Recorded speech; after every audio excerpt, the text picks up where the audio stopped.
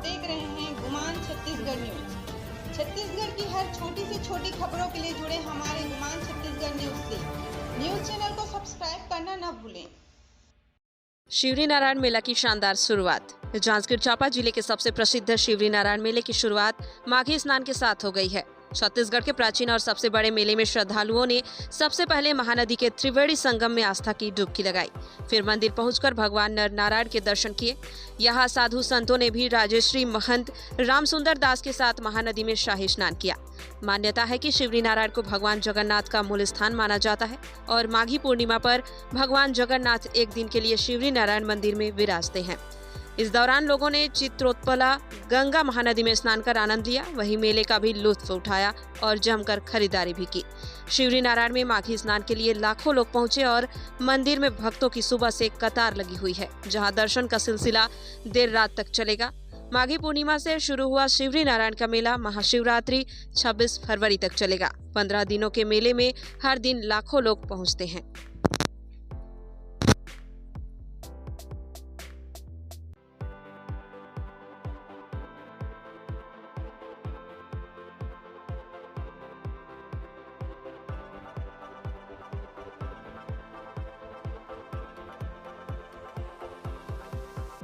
छत्तीसगढ़ का सबसे प्राचीनतम और मुख्य धार्मिक स्थल यह शिवनारायण है। शिवनारायण नगर भगवान शिवनारायण की पावन धरा है। माता सबरी का जन्मभूमि होने गौरव प्राप्त है इस नगरी को। यहाँ चित्रोत्पला गंगा महानदी और साथ में 2 और नदी, शिवनाथ नदी और जोंक नदी, 3 नदियों का संगम स्थल है। शिवनारायण नगर की छत्तीसगढ़ जीवन नदी महानदी है, शिवनारायण का तो है ही। और जब हम लोग अविभाजित मध्य प्रदेश में हुआ करते थे तो उस समय का सबसे बड़ा और सबसे लंबे समय तक लगने वाला यह शिवनारायण का मेला है। आज हम लोग छत्तीसगढ़ में हैं तो छत्तीसगढ़ का सबसे बड़ा मेला है। यहाँ देश विदेश के लोग दर्शन के लिए आते हैं। श्रद्धालु भक्तजन मेला के समय विशेष रूप से आते हैं। माघ पूर्णिमा से लेकर के महाशिवरात्रि तक यह मेला बढ़ता है और माघ पूर्णिमा से 1 सप्ताह पहले और महाशिवरात्रि 1 सप्ताह बाद तक यह मेला रहता है। ऐसी भी कहा किंवदंती है कि भगवान जगन्नाथ जी जो आज उड़ीसा में हैं, उनका मूल स्थान शिवनारायण है।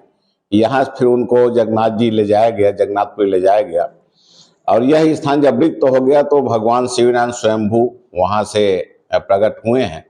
आज भी उनके चरण कमल में रोहिणी कुंड है और जिसमें अहर्निश जल भरा रहता है, उसमें उस जल से भगवान शिवनारायण का चरण कमल प्रक्षालित होते रहता है।